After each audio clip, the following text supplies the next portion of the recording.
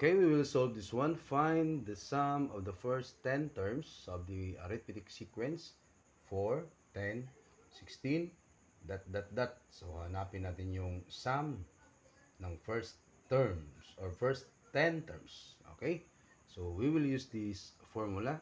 S sub n equals n over 2 or n divided by 2 times 2 times a sub 1 plus the quantity of n minus 1.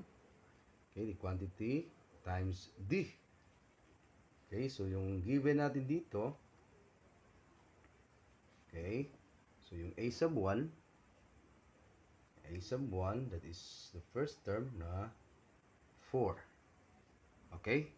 Tapos, yung d, or yung common difference, okay, subtract natin si 10 kay 4, that is 6. Si 16, subtract natin kay 10, that is also 6. So, yung common difference natin is 6. Okay? Tapos, yung n, kasi hanapin natin yung 10 terms. So, lagyan natin yan 10. Tsaka, we will find the s sub 10. Okay?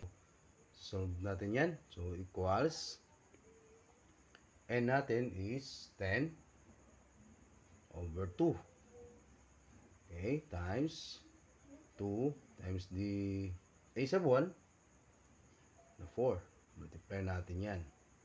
So, plus the quantity of n, which is 10 minus 1, okay, times d, which is 6. Okay? So, equals, divide natin yan si 10, tsaka si 2. 10 divided by 2, that is 5. Naku, wala na tayong ink, ha. Then, 2 times 4, that is 8. Okay? Plus, 10 minus 1, that is 9. Times 6. Ayan, close natin yan. So, equals, kita pa sa baba. Kupihin muna natin yan si 5. Okay? Pagkatapos, kupihin natin si 8. Plus, multiply natin si 9 at saka si 6, which is 54. 9 times 6 is 54. Okay? Ngayon, i-add natin yan si, pwede sa taas, pwede pa. So, kupihin muna natin si 5, tapos i-add natin si 8 at saka si 54. So, this is 62. Okay? 8 plus 54 is 62. Then, dito tayo sa taas.